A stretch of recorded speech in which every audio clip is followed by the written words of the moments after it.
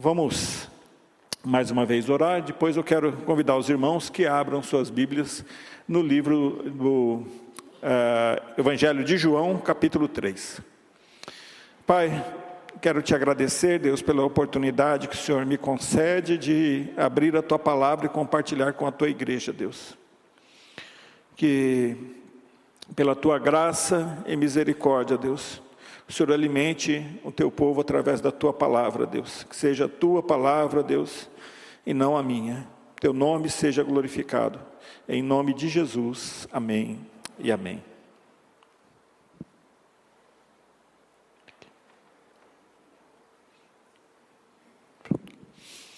Um Deus que vela pela sua palavra. Um estudo sobre a grandiosidade da palavra de Deus e a forma de anunciá-la. Todos acharam? Amém? Se tem algum irmão que não achou ainda, quem está do lado, o amor cristão ajude-o a encontrar essa passagem. Evangelho de João, capítulo 3, eu creio que todos já devem ter achado. Então, vamos lá. Muito conhecida essa passagem, de fato, é uma das passagens mais conhecidas da igreja evangélica aqui no Brasil. E creio também que uma passagem conhecida de todos os cristãos de todas as épocas. O texto diz o seguinte: E havia entre os fariseus um homem chamado Nicodemos, príncipe dos judeus. Este foi ter de noite com Jesus e disse-lhe: Rabi, bem sabemos que és mestre vindo de Deus, porque ninguém pode fazer esses sinais que tu fazes se Deus não for com ele. Jesus respondeu-lhe e disse: Na verdade te digo que aquele que não nascer de novo não pode ver o reino de Deus. Disse-lhe Nicodemos: Como pode um homem nascer sendo velho? Porventura pode tornar a entrar no ventre de sua mãe e nascer? Jesus respondeu: Na verdade te digo que aquele que não nascer da água e do Espírito não pode entrar no reino de Deus. O que é nascido da carne é carne, o que é nascido do Espírito é Espírito. Não te maravilhes de te dizer: necessário vos é nascer de novo. O vento assopra onde quer e ouves a sua voz, mas não sabeis de onde vem nem para onde vai. Assim é todo aquele que é nascido do Espírito. O Nicodemos respondeu e disse-lhe: Como pode ser isso? Jesus respondeu e disse-lhe: Tu és mestre de Israel e não sabe isto? Na verdade te digo que nós dizemos o que sabemos e testificamos o que vimos, e não aceitais o nosso testemunho. Se vos falei das coisas terrestres e não crestes, como crereis se vos falar das celestiais? Ora, ninguém subiu ao céu, senão o que do céu desceu, o Filho do homem que está no céu. E como Moisés levantou a serpente no deserto, assim importa que o Filho do homem seja levantado, para que todo aquele que nele crê não pereça, mas tenha vida eterna. Porque Deus amou o mundo de tal maneira que deu seu Filho unigênito, para que todo aquele que nele crê não pereça, mas tenha vida eterna. Porque Deus enviou o seu Filho ao mundo não para que condenasse o mundo, mas para que o mundo fosse salvo por ele. Quem crê nele não é condenado, mas quem não crê já está condenado, porque não crê no nome do unigênito Filho de Deus. E a condenação é esta: que a luz veio ao mundo, e os homens amaram mais as trevas do que a luz, porque as suas obras eram más. Porque todo aquele que faz o mal aborrece a luz e não vem para a luz, para que as suas obras não sejam reprovadas. Mas quem pratica a verdade vem para a luz, a fim de que as suas obras sejam manifestas, porque são feitas em Deus. Até aí. Eu quero destacar 3 pontos aqui. O texto é muito conhecido, eu sei que os irmãos já estudaram, já conhecem muito bem esse texto, né? Mas eu queria destacar a primeira coisa. Quando nós pensamos em 3 marcas na vida do cristão autêntico, um cristão que é cristão de fato, nós vamos pensar, em primeiro lugar, na sua conversão genuína. Por isso que Jesus disse para Nicodemos: você é mestre em Israel, não sabe essas coisas? Quer dizer, se não nascer de novo, não é possível entrar no reino de Deus. Queridos, a vida cristã, olha, graças a Deus, porque por todas as jovens, as crianças que tiveram a oportunidade de ter um lar cristão, de ter um pai temente a Deus e de ter uma mãe temente a Deus, um avô, uma avó. Isso é um privilégio, né? Nós podemos glorificar a Deus por isso, não podemos, irmãos? Amém? Que bênção você saber que o teu pai era temente a Deus, que a tua mãe era temente a Deus. Mas a grande verdade é que a fé não passa de maneira cultural, ela não passa de maneira geracional, pelo ser humano. É necessário nascer de novo. Evidentemente, nós como pais, nós temos a oportunidade de, através do nosso testemunho, da demonstração do amor e do compromisso que nós temos com o Senhor Jesus, impactarmos as vidas dos nossos filhos, de tal maneira que isso sirva de instrução, de guia, de condução, de bússola, para que eles mesmos possam ter o encontro deles com o Senhor Jesus. Mas a grande verdade é que precisa nascer de novo. E essa é a marca, irmãos. Eu fico pensando que nos dias de hoje nós temos as igrejas, muitas chamadas de evangélicas, a igreja cristã de um modo geral. Quantos frequentadores de igreja? Será que no meio daquilo que o IBGE conta como um número total de cristãos, quantos de fato tiveram um novo nascimento, um encontro com o Senhor Jesus? Essa é a marca de um cristão autêntico. Em primeiro lugar, tem que nascer de novo. Eu entendo que o novo nascimento, ele tem a ver com uma declaração da falência existencial. Isso vai acontecer de uma maneira muito peculiar na vida de cada um. Alguns vai acontecer de uma maneira muito radical, uma virada assim, uma guinada. Tem outros que Deus trata aos pouquinhos. Devagarzinho a pessoa vai entendendo esses valores. Mas tem que ter um momento que a pessoa diga assim: Deus, eu preciso do Senhor. Sem o Senhor eu não sou nada. Eu reconheço que o Senhor criou todas as coisas. Eu reconheço que eu sou pecador. Eu reconheço que o Senhor enviou Cristo para me salvar. Eu não sei quais vão ser as frases, as palavras que o Espírito Santo vai incomodar e a pessoa vai dizer, mas vai ser uma declaração genuína, legítima, que Deus do céu vai olhar no coração da pessoa e vai falar, vai ver que aquela pessoa de fato está fazendo uma confissão de fé genuína. E aquilo que foi produzido pelo Espírito Santo vai gerar uma obra do novo nascimento. Isso não tem a ver, irmãos, com quanto a pessoa conhece ou deixa de conhecer. Nicodemos conhecia muito as Escrituras, o Antigo Testamento, mas não sabia dessa verdade. Então, a primeira coisa importante na vida é uma conversão genuína. A segunda é uma vida frutífera. No final desse texto, Jesus vai dizer, olha, mas quem pratica a verdade vem para a luz a fim de que as suas obras sejam manifestas, porque são feitas em Deus. João, no capítulo 15, nós vamos ver também que nós vamos dar muito fruto, e nisso nós vamos ser conhecidos como discípulos.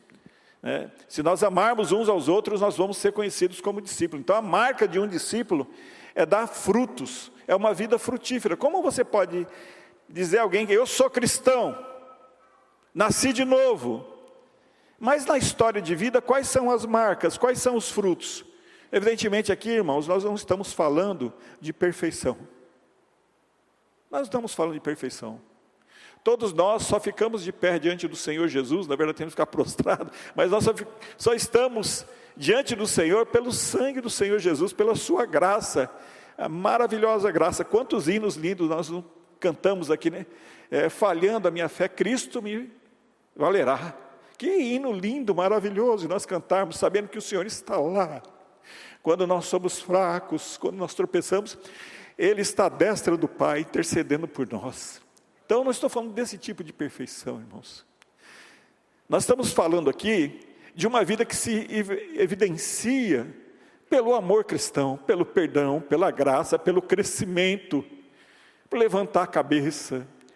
Olha o filho pródigo, ele fez tantas coisas, mas voltou com o coração quebrantado. Quantas pessoas, nós vamos ver, Davi caiu, levantou com o coração quebrantado. Quantas pessoas que as Escrituras mostram, e a história, os grandes homens que nós temos assim uma grande admiração. Pense, por exemplo, Martinho Lutero. Quando você vai estudar a vida de Martinho Lutero, você vai ver quantas coisas que talvez você ficaria escandalizado.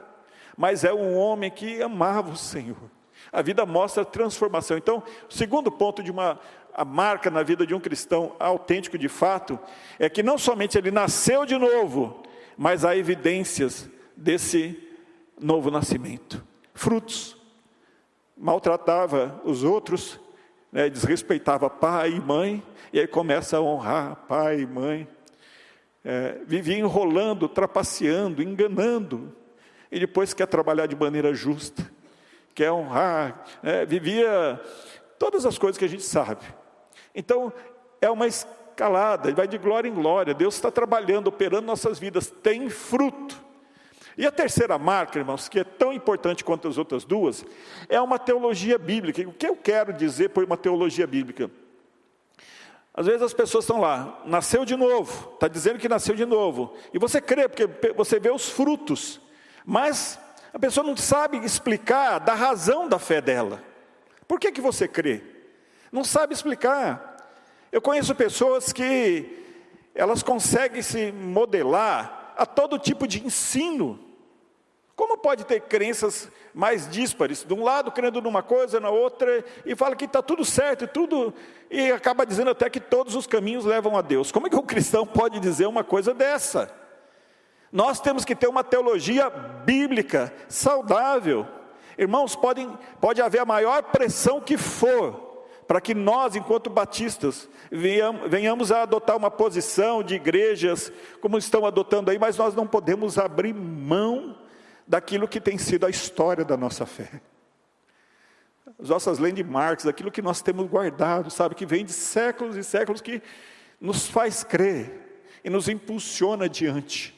A nossa vocação missionária, a crença no sacerdócio universal de cada cristão, na suficiência das Escrituras, todas essas questões, de onde elas vieram? Vieram de um estudo profundo das Escrituras, vieram do estudo profundo. Eu sei que os nossos irmãos presbiterianos, eles têm uma alegria muito grande quando falam do catecismo de Westminster, etc. Mas, quando a gente pensa ali nos congregacionalistas, nos separatistas ingleses, eles foram primeiro a pegar ali a confissão de Westminster e perceber que precisava ter um tratamento melhor diante do Novo Testamento, do relacionamento das igrejas, porque não havia subordinação de uma igreja. Você lendo o Novo Testamento, você não vê uma igreja subordinada a outra, a não ser pelo amor. E essa é uma marca, por isso que nós somos congregacionais, porque nós entendemos que um só é o nosso Senhor. E vocês vai daqui, vai para a igreja batista, ou para a PIB aqui de São Paulo, ou para a Paulistana da Aclimação, ou vai para a PIB de Ribeirão Preto, de Bauru, em qualquer lugar, somos irmãos. Nenhuma igreja é melhor que a outra, todas as igrejas são diante de Deus. Agora, essas convicções veio por conta de estudar as Escrituras com profundidade. Você tem um tesouro precioso nas mãos. É uma tradição de estudar as Escrituras, de confiar nos ensinos que nos foram passados, por quem se debruçou, irmãos. Então, a importância de estudar a teologia, uma teologia bíblica, entender essa verdade e transmitir aos filhos. É muito bonito quando o filho está com uma dúvida e vem perguntar para a mãe, vem perguntar para o pai, o avô. Olha que coisa linda. Às vezes o avô está lá na sacada lá do prédio, ou está no quintal, está lá no sítio, e o menino chega e volta da escola dominical, ou volta da escola e pergunta lá alguma coisa, e o avô vai lá, abre a Bíblia e começa a explicar. Olha que bênção, coisa maravilhosa isso. É uma coisa sensacional. Eu lembro quando eu era pequeno, a professora falou assim, quem aqui, eu tinha acho que uns 7 anos, quem aqui é católico, acho que primeira série, é uma coisa assim, lá na época, lá atrás. Quem é católico, levanta a mão. Eu levantei a mão, eu vi os meus amiguinhos da classe, todo mundo levantando a mão, eu levantei a mão, pode baixar. E quem é protestante? Eu vi os outros levantando, eu levantei a mão também. Mas, tinha amigo meu, eu queria agradar todo mundo. Aí depois, quando eu cheguei em casa, eu fui conversar com a minha mãe, né? Não que eu não tivesse ido na igreja, mas eu não entendi ainda. E eu fui falar: mãe, a gente é católico ou a gente é protestante? Ela deu risada: não, meu filho, nós somos protestantes. Começou a explicar toda, né? E depois começamos a ir para a escola dominical e fomos entender todas as coisas e guardar no coração. Até hoje eu guardo a imagem das professoras queridas, né? Do pastor lá da PIB de Ribeirão Pires, os irmãos, as professoras da escola dominical, a Olga, a Undina, que cuidavam da gente. Coisa linda, irmãos. Quer dizer, é um ensino que nós não podemos desvalorizar a escola dominical. Guarda isso aqui em nome do Senhor Jesus. Olha que instituições preciosas. Eu sei que tem muitos pastores aí que estão abrindo mão da IBD. Essa é uma instituição abençoada que nós temos que preservar. Preservar as nossas faculdades teológicas, os nossos seminários, preservar o nosso ensino na escola bíblica dominical, preservar essas instituições que ensinam a palavra de Deus.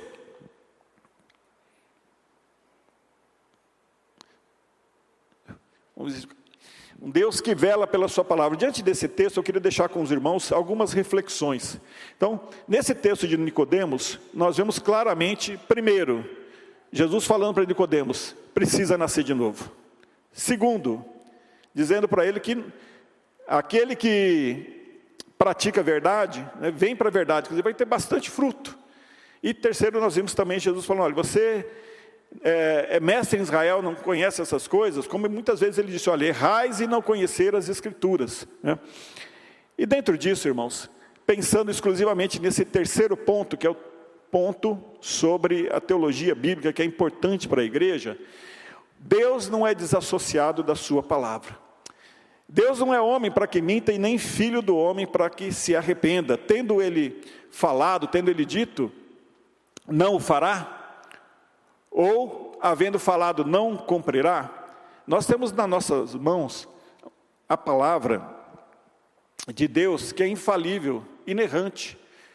Há muitos seminários por aí, faculdades que têm um ensino liberal, que ensinam teologia como se estivessem ensinando ciências da religião ou qualquer outra coisa, sem inculcar nos alunos, nos seminaristas, o temor pelas Escrituras, o respeito à inspiração. Porque se a Bíblia não é inspirada por Deus, se ensina-se que a Bíblia não é inspirada por Deus, ela é como um livro qualquer. Eu não preciso. Eu vou conhecer e vou estudar como estudo qualquer um grande filósofo. Mas se de fato, como nós cremos, a Bíblia é a palavra de Deus, então o meu relacionamento com ela deve ser diferenciado do que qualquer outra obra, do que qualquer outro livro. Jesus disse, né? Seja, porém, o vosso falar sim, sim, não, não. Porque o procede disso é de procedência maligna.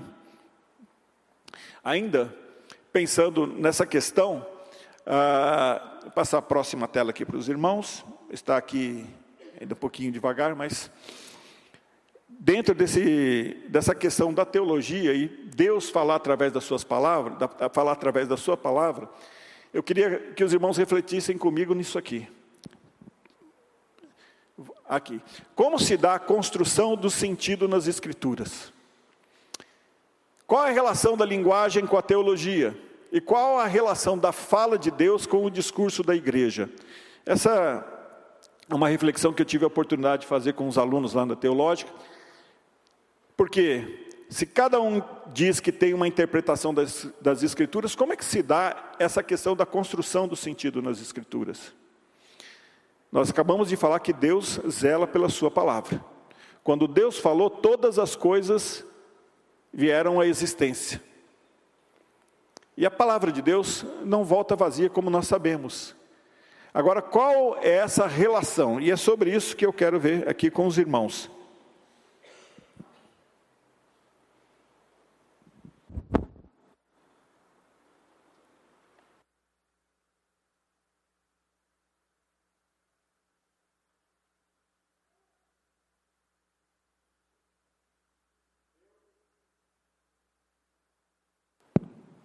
Deus é o primeiro a falar. Quando Deus fala, as coisas vêm à existência. É muito engraçado, você já reparou que, se eu falar assim, você, Alguém aqui se vê como você?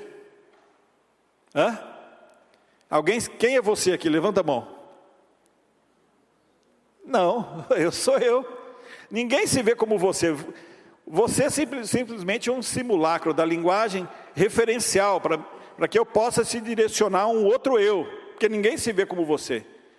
Todo mundo se vê simplesmente como um eu. Eu. Agora, qual que é a diferença do eu de Deus, o grande eu sou, e nós? Nós somos criaturas, irmãos. Deus, quando Ele fala, não há uma desassociação da sua fala, do que Ele fala, e do que Ele é. Como seria bom se fosse assim conosco, né? Quantos aqui não ficaram tristes, ou muitas vezes se decepcionaram com amigos, com parentes, ou quem quer que seja, com colegas, porque a pessoa prometeu alguma coisa e não cumpriu? Só eu? Quantos aqui já ficaram decepcionados por alguém que prometeu e não cumpriu? Agora, se eu perguntar, quantos aqui já decepcionaram outras pessoas porque prometeram e não cumpriram? Todos nós, irmãos. Isso significa que por conta das circunstâncias, por conta das nossas limitações, e qualquer outro elemento que você queira colocar aí, qual é a possibilidade que de fato nós temos de levar a cabo aquilo que nós prometemos? Qual que é a possibilidade? Quantas vezes você prometeu para Deus fazer alguma coisa e você não conseguiu?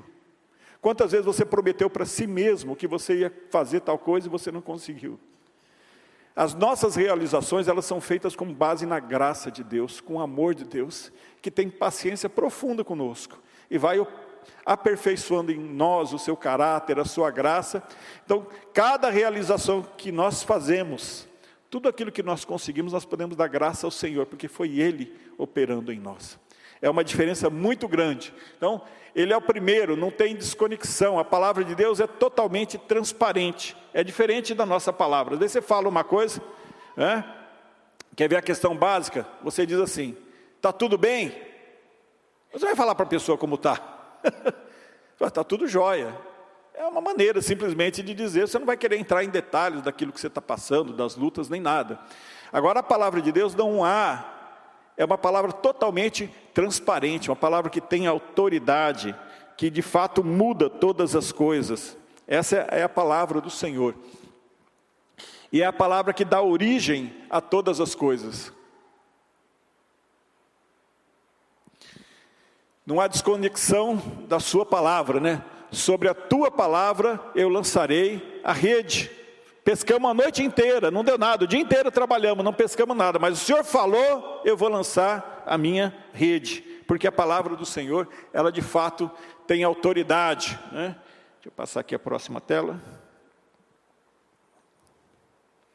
Segundo ponto, irmãos, então primeiro Deus sustenta a sua palavra é legítima, verdadeira. Deus sustenta, Ele diz o seguinte, e disse Deus, viste bem, porque eu velo sobre a minha palavra para cumpri-la, em Jeremias. É um Deus que cuida da sua palavra. Agora eu queria deixar aqui, acompanha comigo, irmãos, eu quero que antes de encerrar, isso aqui é muito importante a gente entender como Deus fala e a importância de estudar teologia. Lá no passado, como que Deus falou com as pessoas? Quando você estuda, como é que Deus falou? Tinha a Bíblia pronta? Não tinha a Bíblia pronta, evidentemente. Então como Deus fala com a pessoa? Hebreus, nós vimos que no passado, Deus tendo falado aos pais de muitas maneiras, pelos profetas, Deus falava através de sonho. Como será que Deus falava com Adão? Ele tinha necessidade de usar um idioma como falado? Só a presença de Deus já falava em todo o ser do Adão. Não dá para a gente saber como que Deus falava na viração do dia. Mas Deus é um Deus que se revela. Ele ama se revelar. Ele deixa de se revelar por conta da iniquidade, mas Deus é um Deus que quer se revelar à sua criação, aos seus filhos. Então, o primeiro ponto que nós temos é a questão da revelação. Quando Deus se revela, isso provoca no ser humano uma experiência, e você sabe que é diferente. Não tem coisa melhor, irmãos. Quantas vezes você ora, e às vezes é aquela oração que você está cansado, você ora, mas como é diferente quando você ora, e de repente, por alguma razão, você fala, Deus está aqui. A presença de Deus invade o quarto que você está orando, a sala. Às vezes o pastor está pregando, aquela palavra vem com tanta força no coração, você fala, Deus está falando comigo. Pode ser ver, quantas vezes nós cantamos os hinos bonitos, cantamos a Deus, mas às vezes no momento do hino, uma palavra é falada, te coloca assim, te projeta instantaneamente. Aqui nós estávamos cantando aqui, o coral cantando, e em alguns momentos, enquanto cantava o coral, eu estava cantando, acompanhando, adorando a Deus conscientemente, mas de repente algumas palavras assim, me projetavam numa revelação, numa reflexão tão profunda. Eu falava, Deus, muito obrigado por ouvir essa parte do cântico. Isso falou meu coração, entenda o Senhor, isso traduziu para mim uma porção do teu caráter, Deus, daquilo que o Senhor é. Muito obrigado, Deus. Isso veio como um conforto, veio como um bálsamo para a minha vida. É assim, irmãos, Deus se revela, e quando Deus se revela, muda a vida do espírito, do ser humano. Um teólogo chamado Rudolf Otto, ele disse o seguinte, ele cunhou uma expressão luminoso, que significa que quando a pessoa está diante daquilo que é totalmente outro, que é Deus, aquilo causa temor na pessoa. Aquilo mexe com a pessoa, porque fala, eu sei todas as experiências, mas isso aí não é coisa humana, isso aí é Deus, só Deus para agir dessa maneira. Então, Deus se revela, isso mexe a experiência no ser humano, e o ser humano que tem essa experiência, o que ele faz? Quando acontece alguma coisa boa que Deus fez na tua vida, o que você faz? Fica quieto? É isso? Por que Jesus falava, não fala nada? Parecia que era psicologia reversa. Jesus curava lá o leproso, o cego, quem quer que seja, quem quer que fosse. E aí o que acontecia? Eles ficavam quietos, escondidos? Não, saíam tagarelando, falando para todo mundo. Iam contando, e a fama do Senhor Jesus ia aumentando. Porque não dá para ficar quieto com a experiência que a gente tem com Deus. Não dá para deixar de compartilhar, seja no trabalho, seja na família, falar das maravilhas, das coisas que Deus tem feito. Irmãos, você evangelizou alguém, você compartilhou aquilo, foi tremendo. Deus, de repente, respondeu uma oração e você recebeu aquela cura que você estava precisando, ou por um parente teu, alguém querido que estava lá enfermo, você estava orando e Deus deu aquela resposta de oração. Como que você vai ficar quieto e deixar de proclamar as maravilhas? Pedro mesmo falou quando ele foi levado preso, voltou, nós não podemos nos calar, nós não podemos deixar de anunciar. É assim, irmãos, Deus se revela, o homem tem uma experiência e ele vai transformar essa experiência em oralidade, vai falar, e logo depois, aquilo que, imagina, o Senhor Jesus compartilhou toda aquela experiência que transformou o coração das pessoas, virou o quê? Começaram a registrar, surgiu os evangelhos, antigamente já tinha, todo o livro do Antigo Testamento foi registrado tudo que Deus fez em Israel, e o homem vai registrar, só que não é um registro qualquer, porque o registro sem inspiração é um registro qualquer, mas o Deus que vela pela sua palavra, desde o momento que ele se revela, que opera no coração da pessoa, que opera no testemunho, é o mesmo Deus que opera no registro da palavra. E a Escritura, então, todas as Escrituras são verdadeiras. As palavras, escreve, pois, essas palavras são fiéis e verdadeiras. Aplica-te ao ensino, à leitura. Esse é o terceiro passo, o próximo passo. Então, uma vez que a palavra está registrada, o que tem que ser feito? Ler. Mas não é uma leitura qualquer. É por isso, irmãos, que eu acho tão lindo o que Davi falou. Davi, que foi autor de Salmos, que foi um homem usado tremendamente por Deus, sabe? Um rei segundo o coração do Senhor. Sabe o que ele fala? O autor do Salmo mais lido no mundo, que é o Salmo 23, ele vai dizer o seguinte, descortina, abre os meus olhos para que eu possa contemplar as maravilhas da tua lei. Imagina alguém que foi usado pelo Espírito Santo para escrever, o Senhor é meu pastor e nada me faltará. Deitar-me faz em verdes pastos, guia-me mansamente às águas tranquilas, refrigera minha alma por amor do Senhor. O Davi, que foi levado a escrever tantos salmos lindos, ele mesmo reconhece que para ler as Escrituras ele precisa da iluminação do Espírito Santo. Então nós, para estudarmos a palavra, nós precisamos da iluminação do Espírito Santo. E aí quando nós temos essa iluminação do Espírito Santo, esse entendimento, então nós ensinamos compartilhamos a palavra de Deus. É por isso que Jesus falou por Nicodemos: você é mestre em Israel e você não sabe essas coisas? A palavra, então, ela percorre tudo isso. Ela é revelada, a experiência, a oralidade, a escrita, a leitura.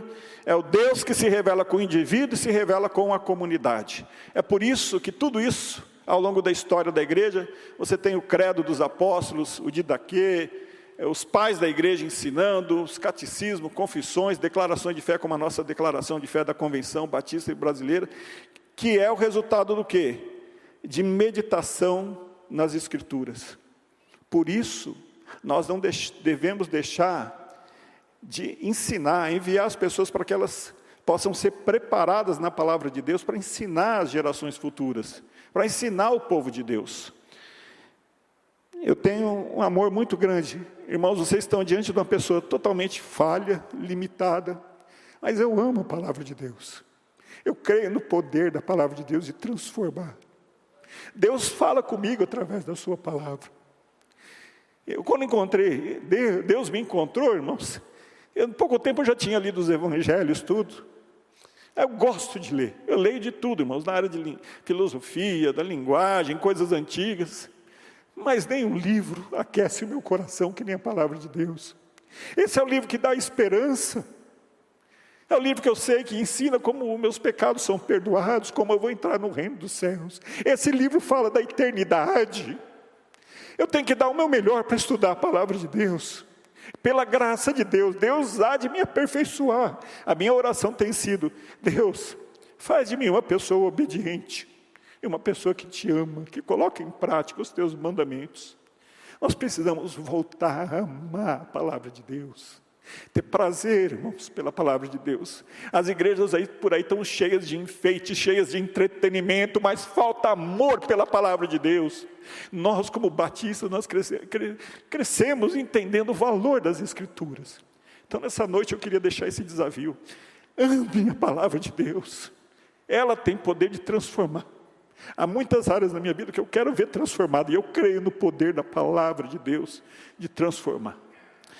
Pai Celestial, eu te dou graça, Deus, muito obrigado, Deus, obrigado pela tua palavra que é viva, que é eficaz.